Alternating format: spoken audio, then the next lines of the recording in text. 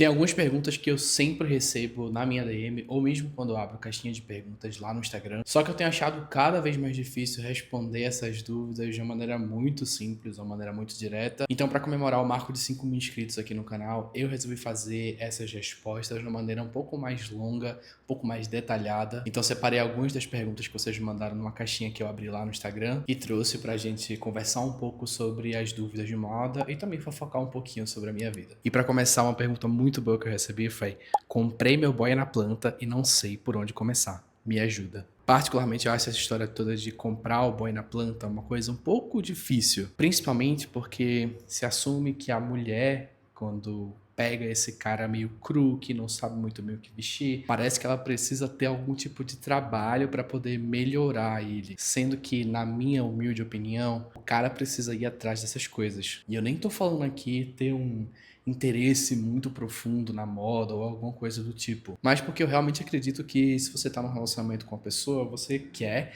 entregar o melhor que você pode oferecer de você para essa pessoa. E aí, se a necessidade é que a sua parceira vá atrás das coisas para você, cara, o que é que você tá fazendo? Coloca a mãozinha na consciência. Vamos se mexer, vamos fazer alguma coisa. E aí, no final das contas, todo mundo sai ganhando. Você vai ganhar muito na sua autoestima, na sua confiança. E a pessoa que tá com você também vai desafogar um pouco dessa carga que é, sei lá, às vezes as pessoas até vão comprar as roupas dos parceiros. Mas enfim, se você é a pessoa que está nessa necessidade, né, comprou o boi na planta e não sabe por onde começar, eu acho que você devia dar uns toques para a pessoa se movimentar e ir atrás das coisas.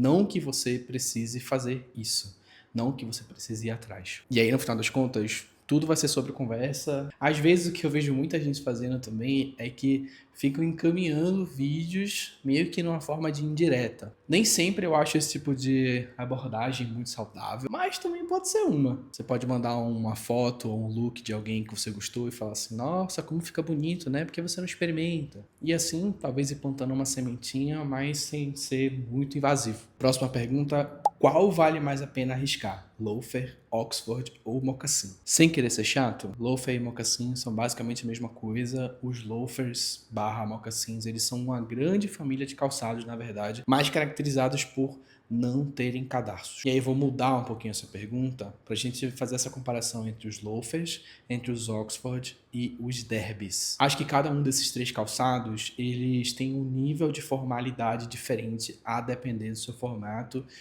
E também algumas outras características de material, de solado. E falar sobre qual que vale mais a pena arriscar, eu acho que vai depender muito da sua necessidade. Os três, o Oxford ele é realmente o mais formal, o Derby seria mais um meio termo, e os loafers eles iriam mais para um lado casual. E aí vale você avaliar a sua rotina, que tipo de lugar que você frequenta, um pouco do que é que você enxerga para o seu estilo, se você está buscando uma coisa mais formal, quer experimentar alguma coisa um pouco mais casual, um pouco mais fashionista, e aí sim a gente consegue responder essa pergunta. Particularmente eu amo muito loafer e derby, eu acho que a estrutura do calçado é mais interessante. Como eu acho o Oxford muito mais formal, eu acabo tendo um pouco mais de dificuldade de pensar numa forma de estilizar ele de uma maneira mais casual. Então eu acabo achando que não é uma boa opção se você pensar não arriscar para um dia a dia assim, para a população de um modo geral. Mas ainda entre o derby e os loafers, eu acho que eu iria de derby. Acho que é um tipo de calçado um pouco mais seguro,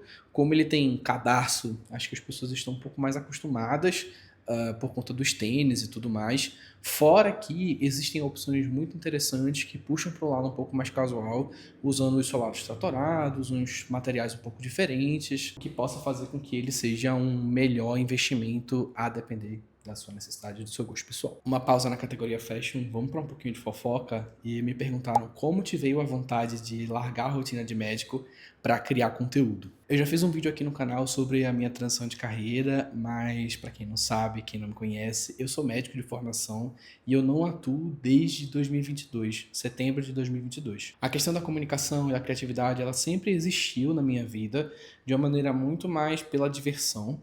Eu sempre gostei muito de fotografar, de fazer vídeo, de desenhar, de tocar, enfim, uma infinidade de coisa. Mas cresci com aquele discurso, né, da família de que eu só tinha basicamente três opções do que é que me faria ser gente na vida, né?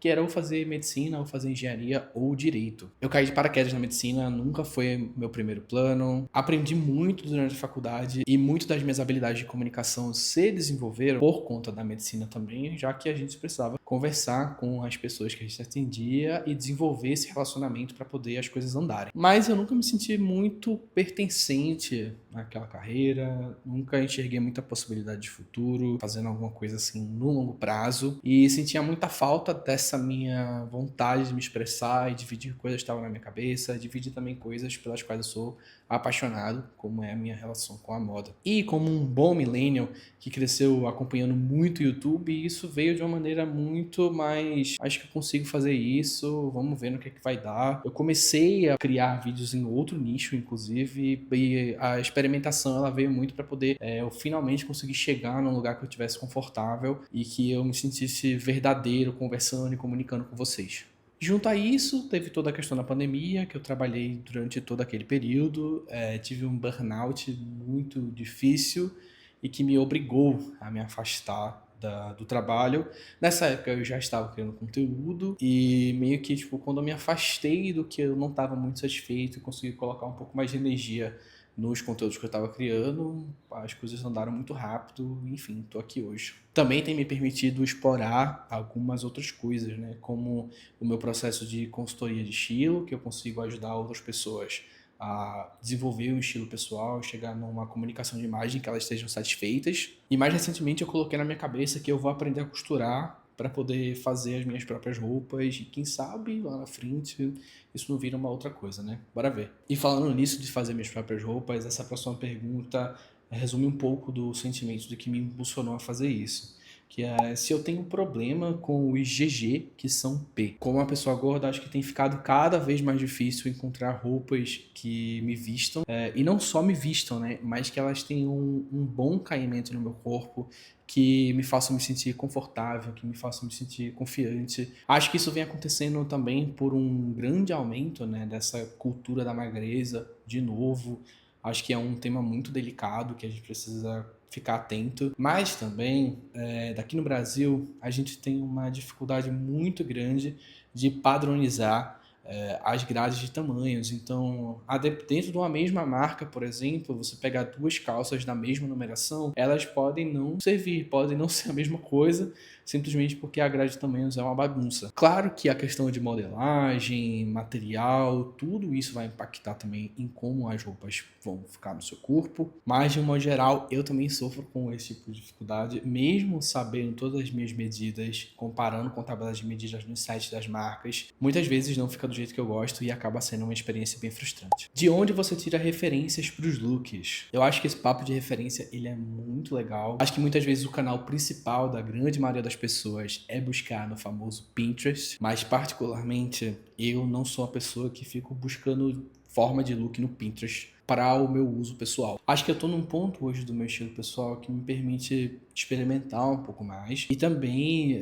tenho uma visão muito clara, né, de que tipo de silhueta, que tipo de composição eu gosto de usar. O que muitas vezes me faz buscar referências nos mesmos looks que eu já usei anteriormente e formas que eu poderia mudar eles ou incrementar eles de alguma maneira. E acho que vai um pouco além, assim, também de todas as outras coisas que eu consumo, dentro da música, do cinema. Porque, querendo ou não, eu acho que quando a gente está buscando uma comunicação clara com a nossa imagem, a gente precisa traduzir isso em algum tipo de sentimento. E as cores, os materiais, as modelagens, todas elas podem ser pensadas a se unir e criar esse sentimento específico quando você mesmo está vestindo aquilo. Acho que nem é um sentimento muito para as pessoas olharem para você e sentir, nossa, como eu tô sentindo assim.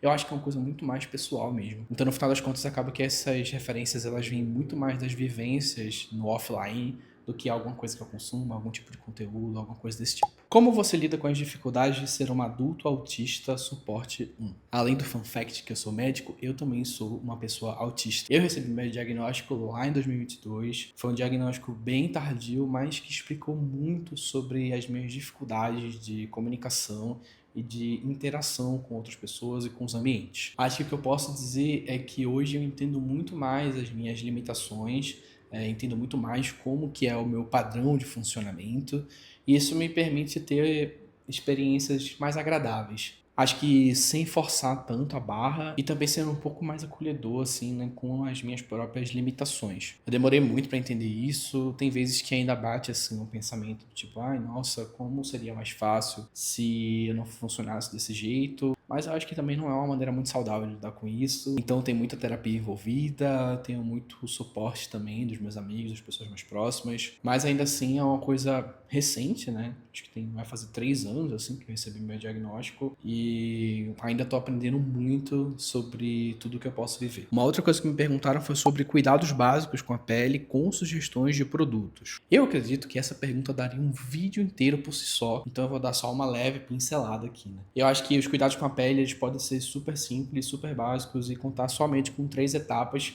principalmente para quem está começando ou para quem é um pouco preguiçoso também. E a parte de limpeza, a parte de hidratação e a parte de proteção solar. Entre a limpeza e a hidratação, a gente pode ter alguma etapa de tratamento, mas para quem está começando, eu acho que não é muito válido. E aí é super interessante você também entender como é que é a sua pele, se é uma pele mais seca, se é uma pele mais oleosa, se é uma pele que tem muita acne, se você tem muita marca, porque isso vai direcionar você a fazer as escolhas de cada produto baseando no seu tipo de pele. E aí eu acho que isso acaba deixando um pouco difícil para mim recomendar produtos específicos, porque eu uso os que eu uso por conta da minha pele, que é uma pele bem oleosa. Mas no final das contas é você experimentar e também ver qual é o tipo de produto que cabe melhor para o seu bolso e que oferece um resultado que você fique mais satisfeito. E já que estamos falando de cuidado básico com a pele, eu também recebi uma pergunta sobre como fazer o básico. Calça, barra bermuda e camiseta no dia a dia ficar menos entediante. Eu acho que básico é muito relativo, eu acho que entediante também é muito relativo, vai depender muito do seu gosto pessoal. Mas se você quer explorar um pouco mais essas peças que você precisa usar no seu dia a dia sem ter essa sensação de que está sendo uma coisa meio chata, eu acho que tem 2 caminhos principais que você pode brincar, que são a modelagem e as texturas. A modelagem mexe com a sua silhueta, traz um ponto de interesse visual para o formato geral que você vai aparentar usando suas roupas, além de conseguir brincar também um pouco com proporção a depender de como é esse tipo de modelagem. Isso é mais do que suficiente para poder